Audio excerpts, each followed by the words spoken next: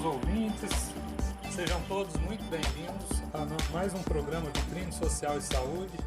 Hoje, especialmente com a doutora Sheila, uma grande amiga nossa. Ela é formada pela Universidade de Uberaba, tem mestrado em hematologia pela Universidade de São Paulo, doutorado em patologia pela UFTM, lida diariamente com a doação de sangue, lida diretamente com o tratamento das doenças hematológicas, uma grande profissional e reconhecida nessa área. E hoje nós queríamos especialmente que vocês mandassem as perguntas, tirassem as dúvidas de vocês, porque nós temos um trabalho grande a ser feito na área de doação de sangue. E nós estamos abraçando essa causa hoje, certo? Eu, doutor Elias Gonçalves Souza, doutora Ana Márcia e a doutora Sheila. Seja muito bem-vinda, doutora. Obrigada, Elias. Obrigada, Ana Márcia. É um grande prazer estar aqui falando com vocês com um tema de tamanha relevância, né? Então, eu acho que a questão da doação de sangue e também da utilização do sangue merece realmente, assim, uma atenção especial e um carinho muito grande. Obrigada pela oportunidade. E uma boa tarde, né, pessoal? Eu ainda não tinha cumprimentado vocês, a todos vocês que estão nos ouvindo através da rádio 102.1 Gospel FM de Uberaba. Que vocês fiquem aqui com a gente, participem, façam perguntas. Vocês que estão no YouTube acompanhando ao vivo, muito obrigada pelo prestígio de todos vocês. Obrigada, doutora Sheila, pelo prestígio da senhora estar aqui conosco, tirando várias dúvidas, que nós recebemos várias perguntas. E a primeira delas, eu gostaria de perguntar para a senhora, doutora Sheila, o que é o sangue? Será que nós sabemos o que é isso? O que é essa vitalidade que o sangue traz para nós? O que é esse movimento, né, do sangue no nosso corpo? O que é o sangue, doutora Sheila? Explica para nós.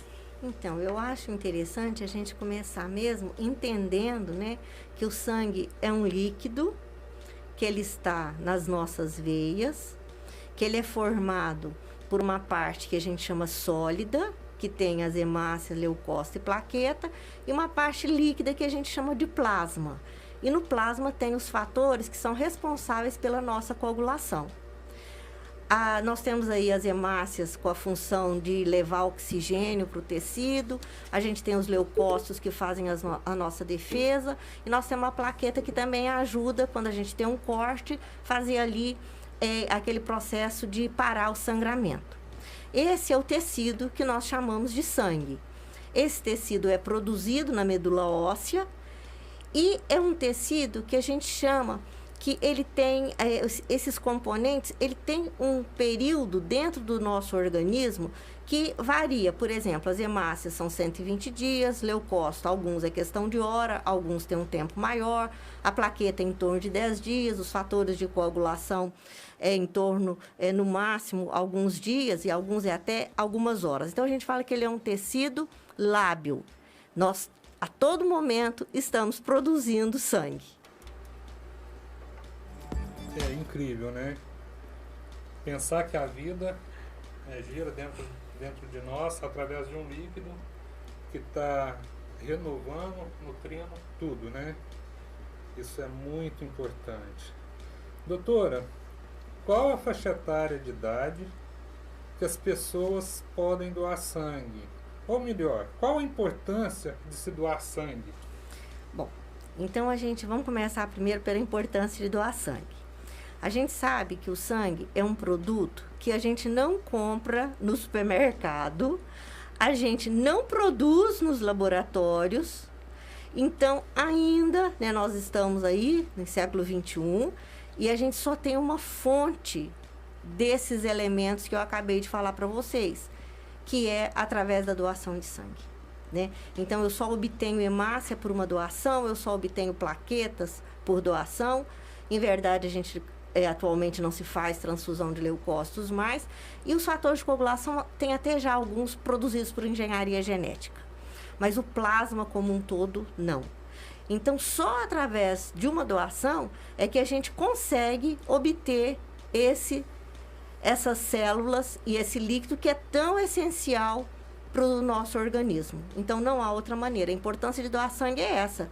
Se a gente não realiza essas coletas, e essas coletas em tempo hábil, para preparar esse material, nós não temos o estoque de sangue. E se eu preciso de sangue e não tenho estoque, eu vou levar, sim, a um comprometimento da saúde das pessoas. Leva o risco, né, da vida da pessoa. Tem pessoas que não necessita do sangue ali, tudo pronto já, tudo muito rápido, né, em caso de acidentes, não é isso?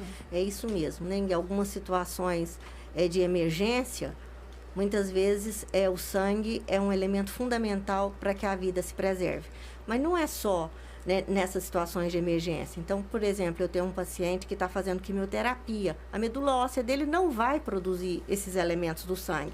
Então, ele precisa de receber esses elementos, porque senão vai ter um sucesso do ponto de vista de acabar, né, com aquela célula doente, com aquele tumor, mas o indivíduo vai morrer porque ele não tem hemácia para nutrir o resto dos tecidos. Então, assim, esse suporte, né, então a gente fala assim, a terapia de suporte é fundamental, né, para esses pacientes que têm aí a sua medula não trabalhando, e muitas vezes ela não está trabalhando porque nós estamos fazendo um tratamento quimioterápico.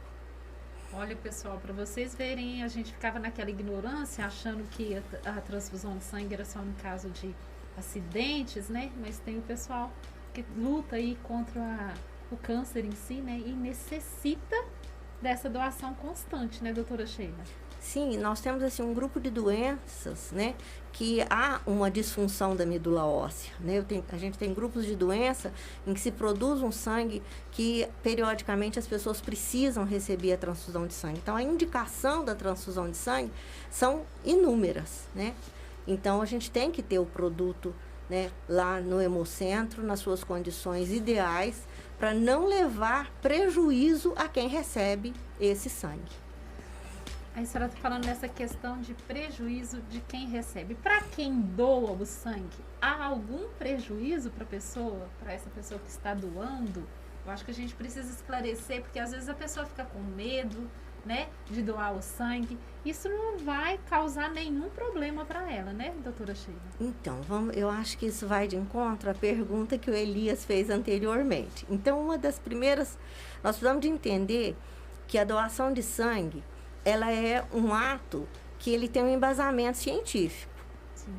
Né? Então, assim, muitas pessoas têm o desejo de doar, mas ele não tem condição clínica para fazer a doação. E nós não queremos prejudicar ninguém. Por mais que a gente fale da necessidade, né, da gente precisar ter o nosso estoque mantido, a legislação da hemoterapia, ela tem duas finalidades: proteger o doador e proteger o receptor. E um desses processos de proteção ao doador é a questão da faixa etária. Então, hoje, né, a legislação permite que a doação seja feita entre 16 e 69 anos, mas com alguns reparos.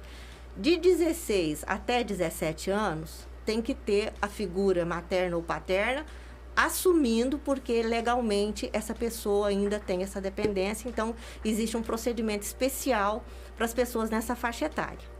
E acima dos 60 anos, é possível doar sangue até os 69 se você já fez doação de sangue antes dos 60. Então, eu não posso, com 65 anos, começar a doar sangue. Sem nunca ter doado. Sem nunca ter doado. Agora, eu comecei a doar sangue com 18 anos. Eu completei 60. Eu posso ir até 69 doando sangue. Agora, se for para começar, tem que ser antes dos 60 anos de idade. Então, essa é a questão de idade. Exatamente para proteger quem está doando o sangue. Uma outra questão interessante é em relação ao peso, né? Porque as pessoas falam, mas por que tem que ter 50 quilos, né? Tem pessoas aí com 45, muito saudável, e ele fala assim, por que eu não posso doar sangue 49. só porque eu não tenho 50 quilos? Então, esse também é um outro processo de proteção ao doador de sangue. Porque a gente sabe que a quantidade, o volume de sangue que a gente tem é baseado no nosso peso corporal. E é em torno aí de 8%. Então, essa é a continha que a gente faz para poder tirar 400 ml de sangue. Tá, mas não poderia tirar 350? Poderia, mas qual é o problema? é que quando eu faço a coleta do sangue, dentro da bolsa tem anticoagulante, para não deixar o sangue coagular. E a quantidade de anticoagulante que vem dentro dessa bolsa é uma quantidade que permite a anticoagulação sem nenhum prejuízo para esse sangue, em torno aí dos 400 a 500 ml. Então, se eu colho uma quantidade menor, eu não posso utilizar esse sangue. Então, aí a gente tem a regrinha dos 50 quilos. A gente só brinca assim, né? 51 quilos está ótimo. Ninguém, né? Adulto com 51 está perfeito. Então, porque o peso menos... ideal. Então, o peso ideal. Então, aí a gente vê que isso também é para proteger o doador. A gente fala que no dia da doação é importante também fazer uma boa ingesta hídrica. Porque quando você doa sangue, na verdade você perde 500 ml de volume, né? Do seu sangue circulante. Então, a recomendação é ingerir líquido, né? Tanto antes como após a doação. Não fumar algumas horas antes da doação de sangue, não ingerir bebida de álcool. Isso tudo nós estamos preparando o nosso organismo para que não tenha nenhuma reação adversa pós a doação de sangue. Se a gente segue, né, as regras, realmente assim, o evento adverso é muito raro na doação de sangue e sem nenhum compromisso, né, à integridade do indivíduo. Mas é bom a gente ter, né, em mente que eu preciso, então, ter a idade, estar em boas condições de saúde, né? Eu não posso estar doente para ir doar sangue. Eu respeitar o limite entre uma doação e outra, né? Então, o homem pode doar 4 vezes ao ano, a mulher doa 3. Então, assim, respeitando essas regras, é muito seguro fazer a doação de sangue. Muito bem. Aqui nós já estamos com o pessoal na live participando com a gente. A dona Edna já falou que a pergunta que ela tinha já foi respondida, que eu acredito que é a idade de 60 anos para fazer a primeira doação de sangue. E a Joana Dark também está aqui agradecendo, né, as pessoas que doam, pois o marido dela um dia precisou, por causa de um acidente, de transfusão de sangue, e foi isso que salvou a vida dele, né? A gente começa a receber testemunho das pessoas que passaram por isso. E elas relatam essa realidade e se torna dolorido, né, doutora Sheila? Porque às vezes um tipo sanguíneo não pode doar para o outro. Como que é esse universo sanguíneo aí? O que pode doar para quem e quem pode receber de quem? Certo. Então aí nós vamos entrar no outro campo, desculpa, que é o seguinte. Na nossa hemácia, nós temos alguma substância que vai fazer uma caracterização de grupos sanguíneos. Então, a gente tem o grupo A, o grupo B, o grupo O e o grupo AB. Então, quem tem na superfície da hemácia essa marquinha, e a gente chama de grupo A, ela vai produzir um anticorpo anti-B. Então, se eu sou do grupo A e eu tenho anti-B, eu não posso receber hemácia que tenha B. Então, eu não posso receber um sangue B. Então, eu tenho que receber um sangue A. Ou o sangue O, que não tem marquinha nenhuma. E é por isso que o sangue O é o que tem a maior consumo. E também o sangue O é aquele sangue que nós temos uma prevalência maior na nossa população. Então, a gente tem mais O, A, B e AB. Certo? Isso nós estamos falando dessa marquinha que a gente chama de grupo sanguíneo do sistema ABO. Então, com isso, nós temos que fazer essa compatibilização. E aí a gente tem a compatibilização do sistema RH também, né? E a gente hoje tem mais de 320 antígenos na superfície das nossas hemácias, dos quais 6 têm importância transfusional. Então, aqueles nossos pacientes que vão receber sangue constantemente, eu tenho que fazer essa compatibilização bem justinha, para que não tenha problema na próxima transfusão. Então, aí nós temos que ter um número grande de doadores de sangue, para que eu permita ter um banco bom, que eu tenha sangue O, que eu tenha sangue A, que eu tenha AB, que eu tenha B, para poder fazer essa compatibilização. E eu acho que uma coisa interessante também é que, assim, existe um tempo entre doar o sangue e preparar esse sangue para ele ser utilizado. Então, não é de imediato. Por isso que o nosso estoque tem que ser um estoque mesmo, ele tem que estar lá.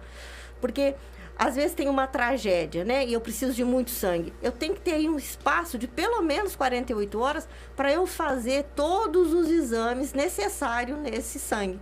Por isso que as pessoas têm que doar sangue e nós temos que manter um estoque ideal de todos os grupos sanguíneos. É isso aí, pessoal.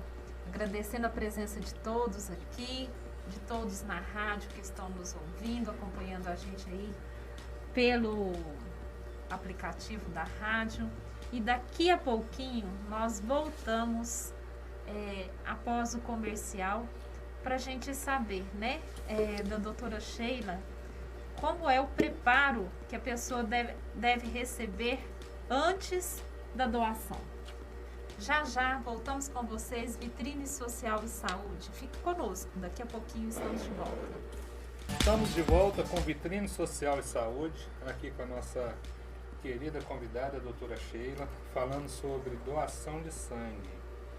Tema importantíssimo, e nós saímos para o intervalo e deixamos no ar a seguinte pergunta.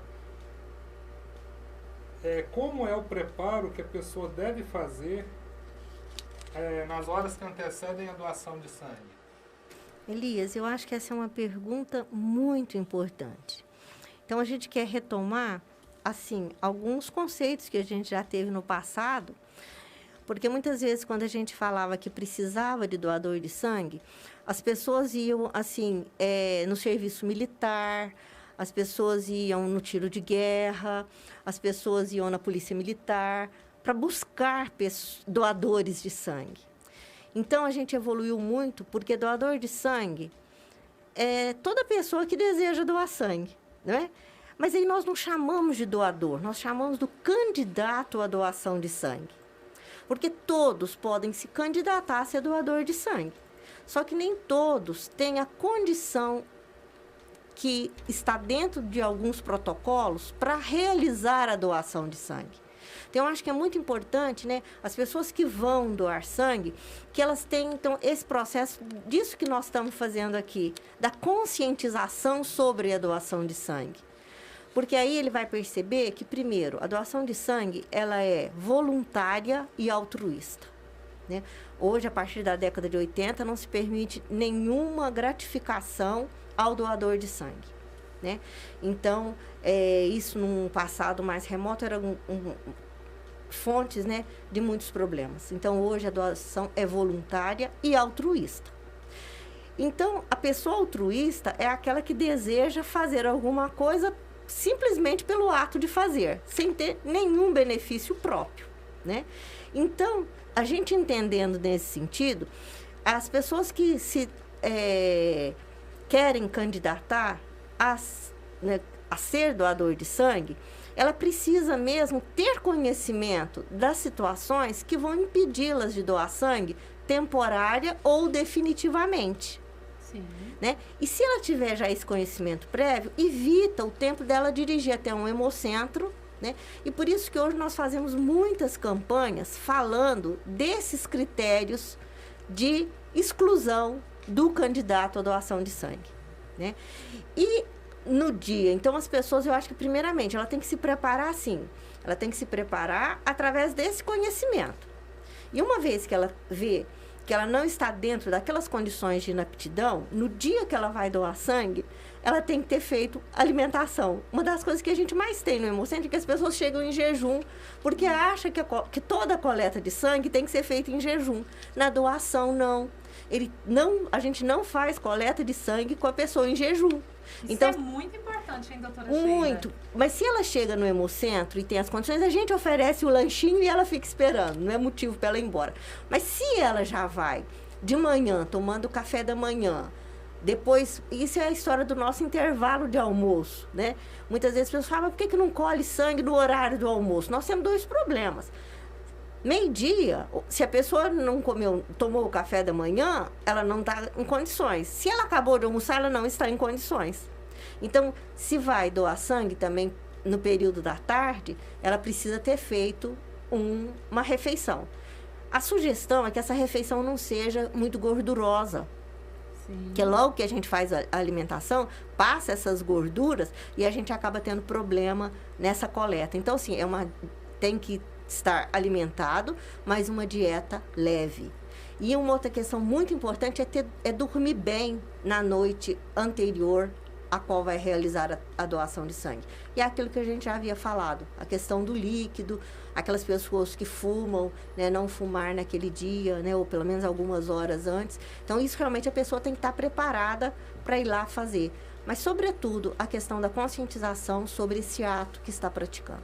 Tá. Após o almoço, quanto tempo ela tem que aguardar? 2 horas. Em média, 2 horas. horas. E uma alimentação leve, né? Não pode comer uma feijoada aí. Por favor, gente, feijoada no dia da doação, não. Viu? Doutora, a doação de sangue é uma questão de amor ao próximo. Eu estava lendo que no Brasil a doação de sangue é em média 2% da população. E que se houvesse 5% da doação da população doando sangue, era suficiente para não faltar estoque de sangue. E eu acho às vezes incrível ver que quando tem alguém da família doente, aí fazem aquele monte de campanha. Doa sangue para fulana de tal, doa sangue para fulana de tal. E as pessoas, em vez de conscientizar que precisa doar quem pode, quem tem condições, quem se enquadra, precisa doar por amor o tempo todo. Porque sempre vai ter gente precisando, independente de agora ter alguém na família doente ou não. Doar sangue é para salvar a vida. E vida é importante.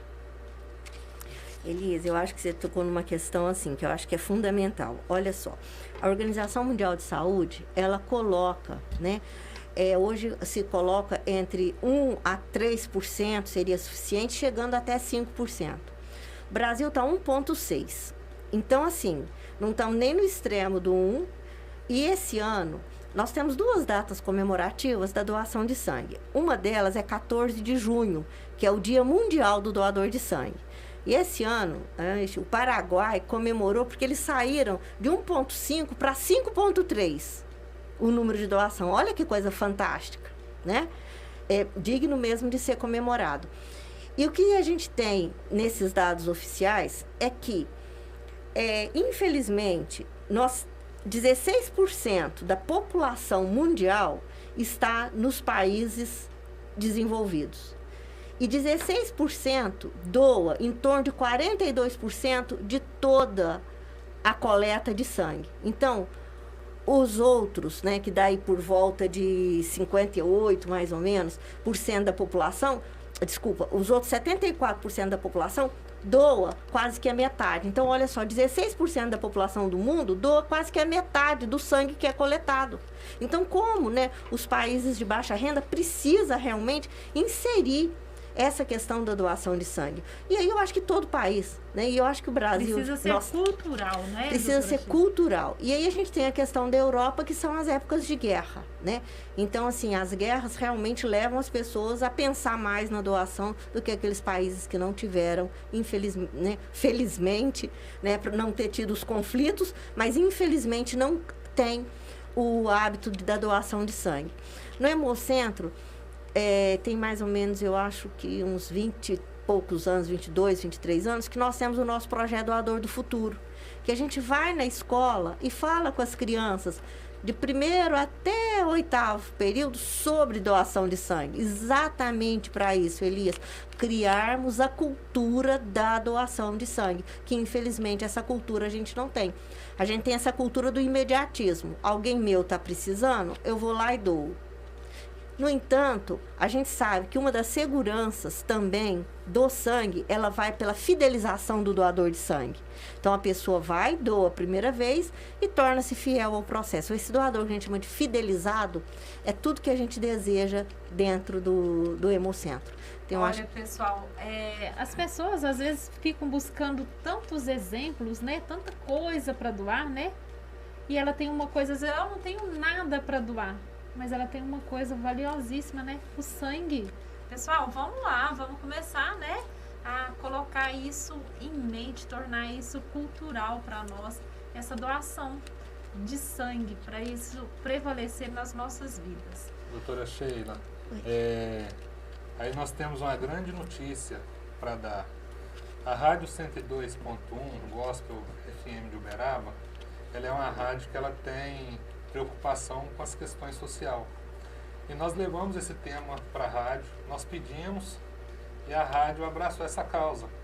E ela vai ter uma campanha aqui vitalícia de conscientização em apoio ao Hemocentro, que a partir da semana que vem nós já vamos desenvolver para criar essa identidade de doação.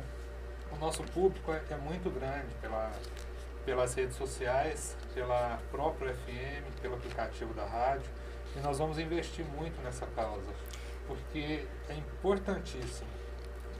Aqui temos perguntas do pessoal aqui do YouTube. A Cláudia pergunta: como sabe se o sangue doado é bom e saudável para ser usado? Outra pergunta também que ela fez foi na questão de medicamentos. Os medicamentos que o provável doador tome pode influenciar na doação? Bom, primeiro eu quero parabenizar a rádio pela iniciativa, sabe, Elias?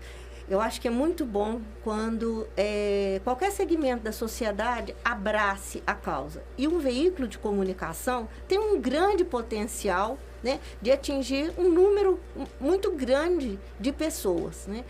E aí até permite a gente fazer aquilo que nós desejamos muito, que é a doação grupo específico.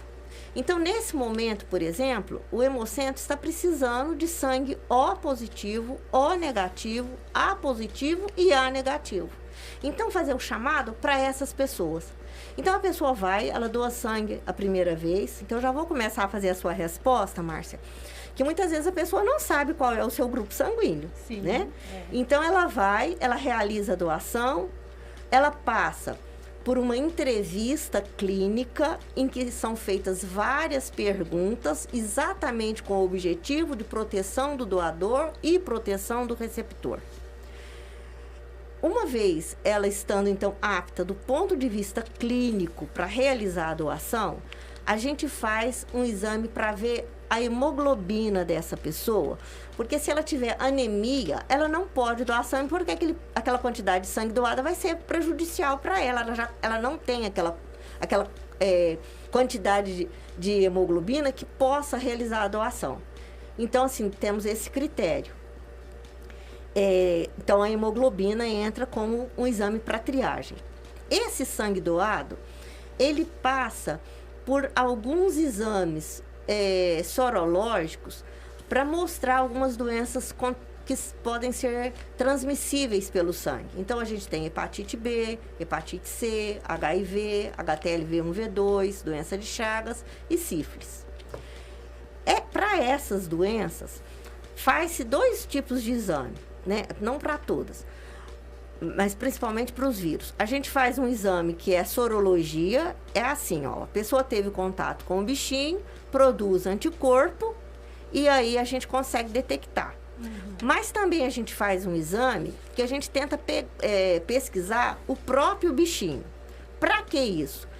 Porque nós temos uma coisa que a gente chama de janela imunológica. Se eu tenho alguma situação de risco hoje, eu posso não ter nem alterações nos exames e a gente ter sido contaminado por essa situação. Por isso, a importância da triagem clínica. Então, a grande segurança realmente é a entrevista que se faz com o doador, acrescida desses exames, né, sorológicos. Esse sangue, então, nós vamos fazer uma tipagem sanguínea para saber a BO-RH. Nós vamos fazer esse perfil sorológico para essas sorologias que eu coloquei para vocês, né? E nós vamos também ver a questão de uma prevalência muito grande da hemoglobina S no nosso meio, que quando o indivíduo tem as 2 S, ele tem anemia falciforme. Como a nossa população é muito miscigenada, nós temos muita gente com hemoglobina S. Quem tem, então, o que a gente chama de traço, ele não é impedido de doar sangue, ele vai realizar a sua doação. Né? Então, tudo isso é para a gente dar a segurança para esse produto que se chama sangue. Então, Essa é a nossa intenção, né? Fazer todos os exames para ter aí um produto de boa qualidade. Mas, sem dúvida, esse produto começa com as informações de quem está realizando a doação de sangue. Então, a triagem clínica é muito importante. Dentro da triagem clínica tem uma entrevista, né? E essa entrevista também é muito importante, porque a senhora pode até nos explicar melhor. Se a pessoa não for muito honesta nas informações dadas, acaba perdendo o tempo do profissional que está coletando sangue, acaba perdendo um material que poderia ser usado em outra pessoa, né? Como é isso? Exatamente, Elias. Por isso que a gente fala que a doação de sangue começa com a conscientização sobre a doação de sangue, que é isso que nós estamos fazendo aqui nesse momento, né? Isso. Eu quero doar. Aí a segunda pergunta que eu faço, eu posso?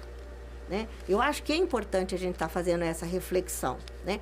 Porque eu acredito que, assim, as pessoas gostariam de doar. Algumas não podem. Esse é um fato. Né? Mas quanto maior o número de pessoas que deseja, nós teremos um número maior de doadores.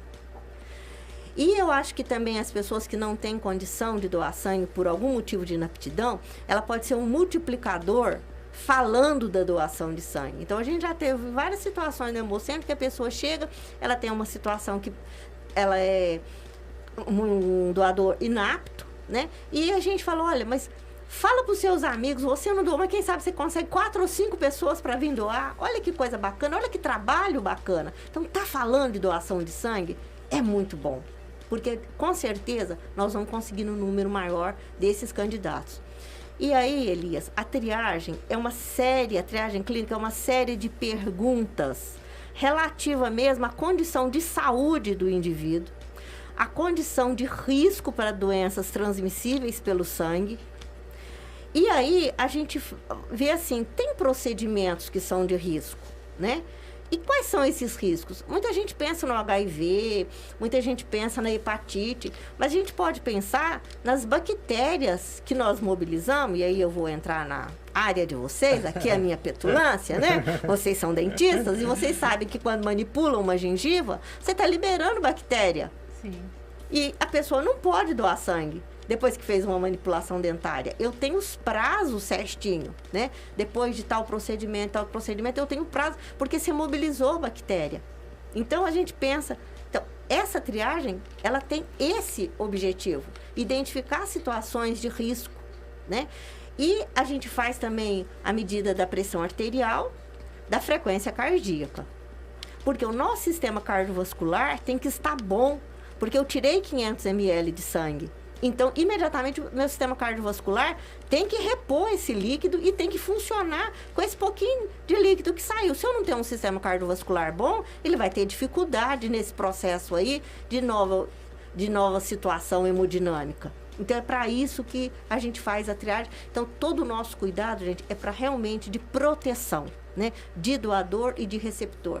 Em relação a medicamento, é uma lista muito grande dos medicamentos, né, que são contraindicados. Então, primeiro a gente tem que olhar por que o indivíduo está tomando aquele medicamento, né? Então, se ele tem uma doença crônica, ele não pode doar sangue, né? Mas ele tem uma hipertensão e ele não pode parar de tomar remédio para doar sangue, viu, gente? Isso é muito importante, porque às vezes as pessoas falam assim, mas minha pressão está controlada, se eu parar uma semana, não vai me fazer nenhum prejuízo e eu vou lá e dou, depois eu volto a tomar o remédio. Não pode, gente.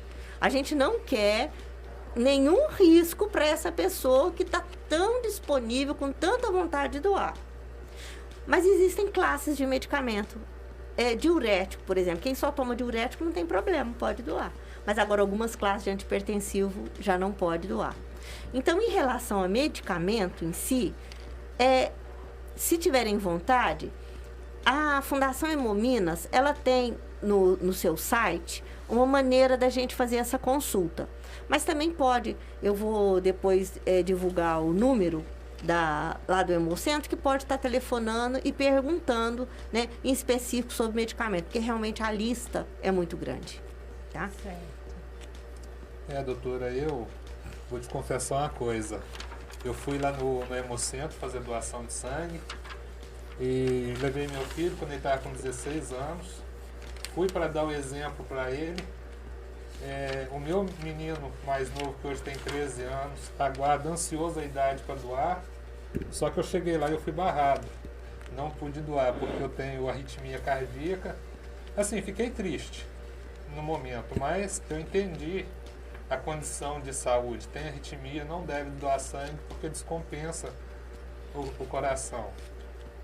Mas sou um multiplicador dessa ideia, sou um apoiador e estou aí para ajudar nessa divulgação. Foi um momento. Isso é muito importante, sabe, Elias? Eu acho que a gente evoluiu muito em termos de doação de sangue, né? Existia um momento em que todas as pessoas doavam sangue e às vezes causava prejuízo a si próprio, né? A questão do tempo da doação é exatamente para proteger que não haja espoliação de ferro. Então, por que eu só posso doar 4 vezes de sangue no ano, se eu gostaria de estar doando todo mês? Não pode, porque você vai fazer uma anemia por deficiência de ferro. Cada vez que tira 500 ml de sangue, você tira uma quantidade boa de ferro. Então, eu tenho que dar tempo para o organismo se restabelecer. Porque essa é a ideia, né? Eu quero, sim, eu preciso, sim, do sangue, mas eu não posso gerar doença no ato de fazer a doação. E a senhora falou aí nessa questão do ferro.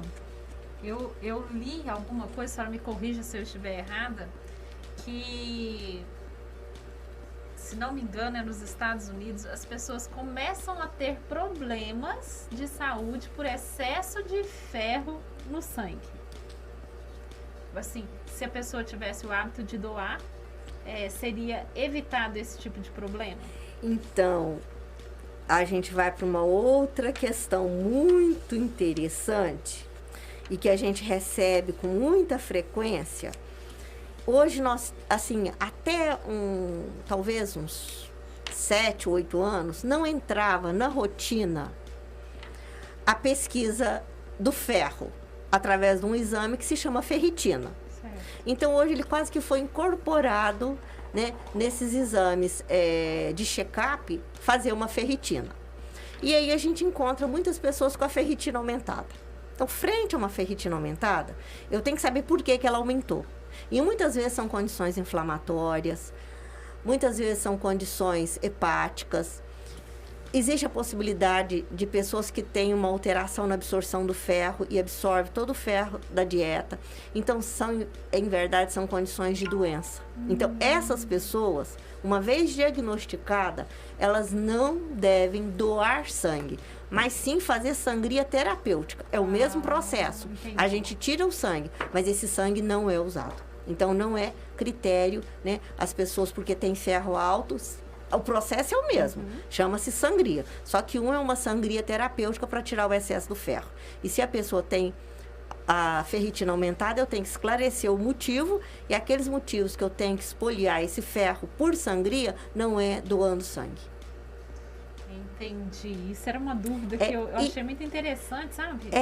Isso ainda gera algumas dúvidas, porque tem alguns países que até aceitam, em algumas circunstâncias, que não é de doença. Mas, assim, precisaria de ser feito um estudo muito minucioso para separar.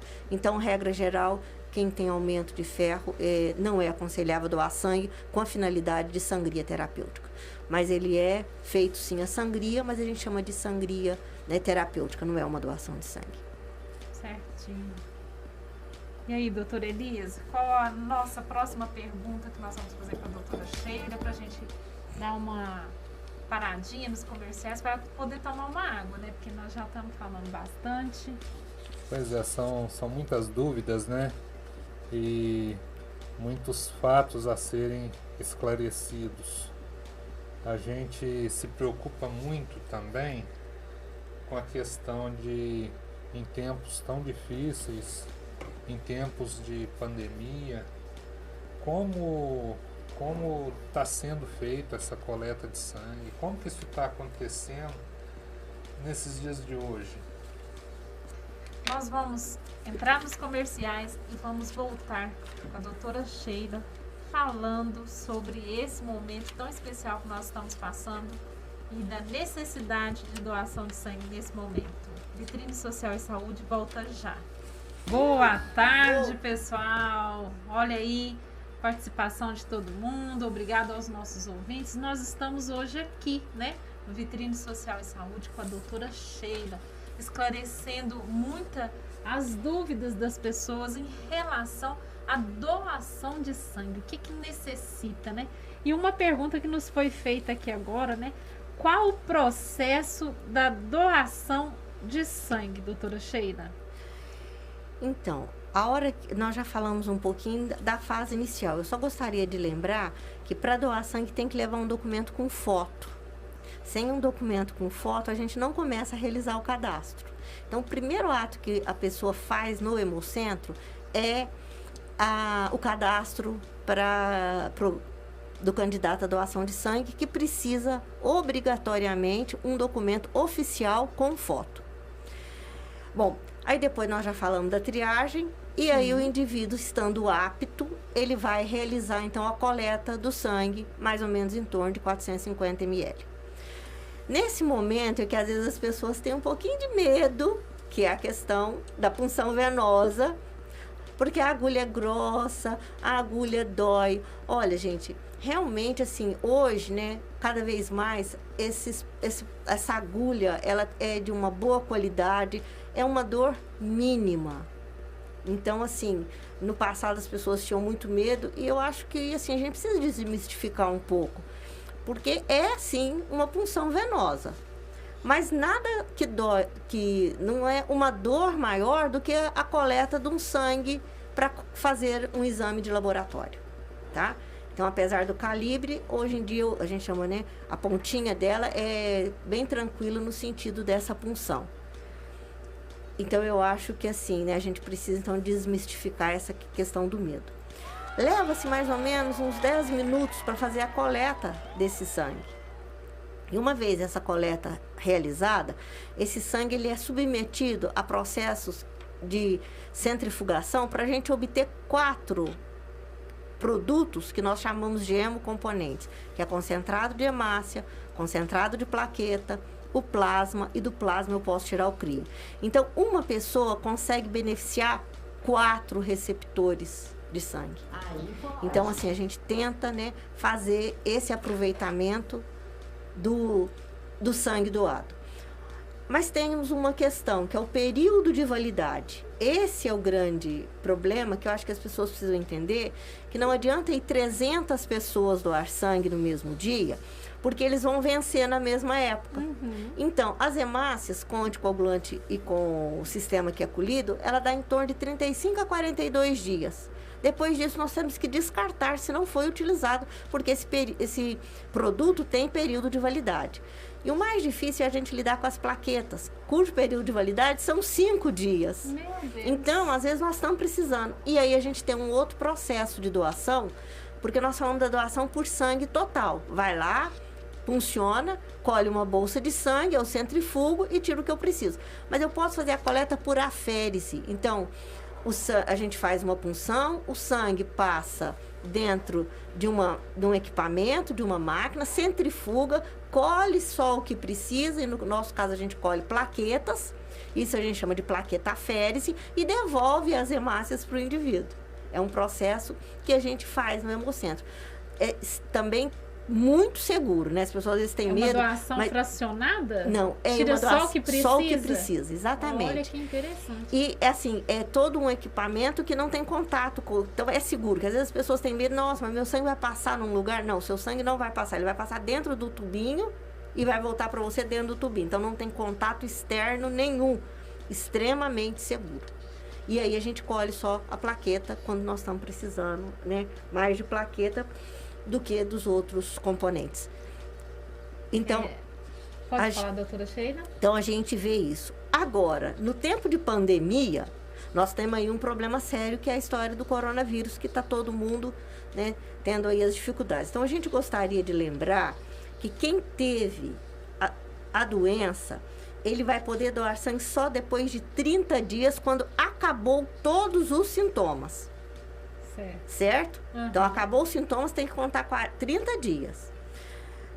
assim é a regra para qualquer estado gripal. Então, teve um estado gripal, fica 30 dias sem doar sangue. E se você teve contato com alguém que teve a doença, você fica da quarentena. Os 14 dias não pode doar sangue. Então, essas regrinhas. E por causa disso, e para não existir, né, o tumulto ou o número maior de pessoas dentro do Hemocentro, toda doação hoje ela é agendada. Então, não tem doação sem que ocorra o agendamento. Então, quem desejar fazer o agendamento, o telefone do Hemocentro aqui em Uberaba é 3074-3216. Ligando nesse número, você faz o seu agendamento. Então, você vai receber um horário para você ir doar sangue. Evitando, assim, né, que chegue lá várias pessoas e não permitindo aí o distanciamento social. Se entrar no site da Fundação Hemominas, também a hora que entra no site, é só colocar no Google, Fundação Hemominas. Entra no site, vem, logo eles já colocam agendamento de doação. É só clicar e você agenda para qual unidade você desejar. Então, como a gente viu que tem uma senhora aí de Uberlândia, né? Então, entra lá, ela já faz o agendamento dela para Uberlândia. Tá? Então, é muito fácil, muito simples fazer o agendamento. Então, nesse momento, a gente tem pedido que o doador faça o seu agendamento, tá? Para que a gente possa continuar a atender a todos com segurança. Muito obrigada, pessoal, a todos que estão aqui assistindo essa live com a gente, o pessoal que está pelo aplicativo da rádio. Pode falar, doutora Elis. Importantíssimo.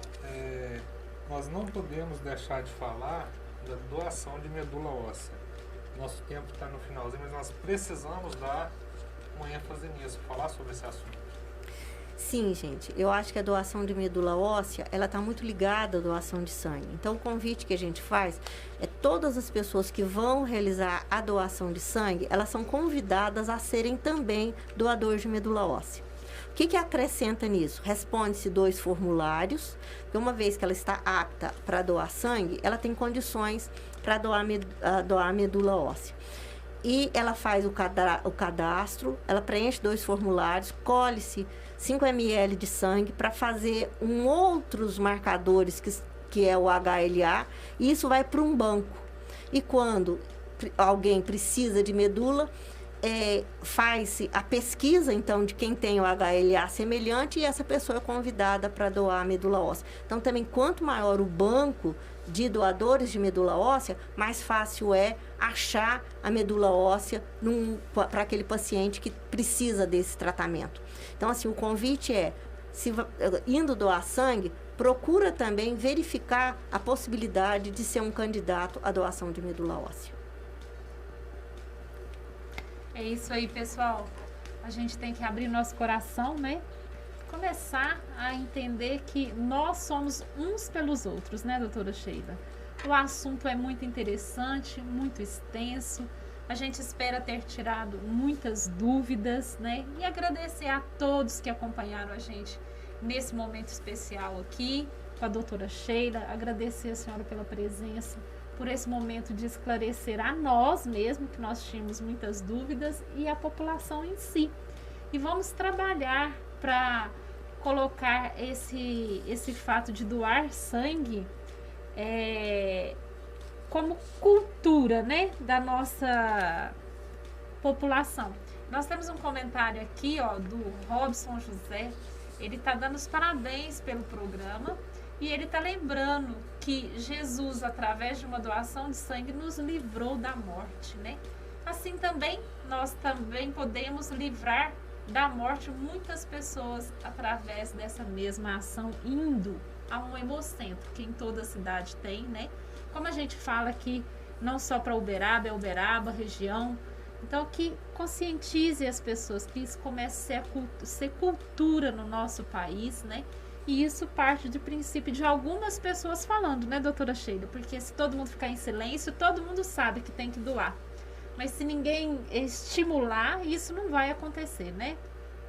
Então, nós estamos aqui nos colocando à disposição para fazer esse estímulo através do nosso programa, através da rádio, para a população. O que a gente puder contribuir, a senhora pode ter certeza que nós vamos contribuir lá com o Hemocentro. Se tiver mais alguma informação que a gente não conseguiu passar aqui hoje, a senhora pode passar isso para nós, que a gente vai divulgar isso. Eu agradeço muito. Eu acho que eu sempre, trabalhando com a doação de sangue, eu gosto muito de uma frase, que a doação de sangue é um compromisso social. A gente tem que entender a doação de sangue como um compromisso da sociedade. O Hemocentro é só um intermediário desse processo. E é por isso que muitas vezes, quando o Hemocentro está com um nível baixo de sangue, a gente vai e avisa para as pessoas, porque a gente acha que esse é o nosso ato das pessoas saberem que elas estão correndo risco, porque eu não tenho sangue.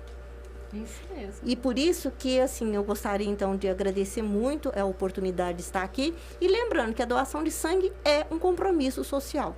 Então, um compromisso de todos nós que queremos uma sociedade melhor. É verdade. Nós agradecemos muito a presença, a disponibilidade e o carinho da senhora estar aqui com a gente. A gente sabe que o seu tempo é muito corrido, muito apertado, mas a gente sabe também da generosidade do coração da senhora, da família. Essa é uma característica familiar. Adoro muito o professor Washington. Assim, pessoa espetacular, excelente. E vocês têm isso na família, essa questão social. Isso é muito bom. O Vitrine Social é muito grato a pessoas como a senhora que disponibiliza tempo para vir estar aqui falando de saúde, que é o nosso foco. Obrigado, doutora. E hoje é comemorado o Dia Mundial do Dentista. Parabéns, viu, doutor Elias? Parabéns a todos os nossos colegas de profissão, que a gente ama essa profissão de paixão, a gente acorda com ela revigorada todos os dias. E a semana que vem, nada mais, nada menos que vai estar conosco aqui o professor Luiz Henrique Borges. Ele é professor universitário, diretor do curso de odontologia. Vai ser um prazer recebê-lo aqui e eu acho que ele tem muita coisa importante para falar para vocês nessa questão da odontologia. O que a odontologia pode trazer, né, de benefício à população. Até sábado que vem, um forte abraço. Vitrine Social e Saúde aguarda por vocês. Forte abraço. Fiquem com Deus.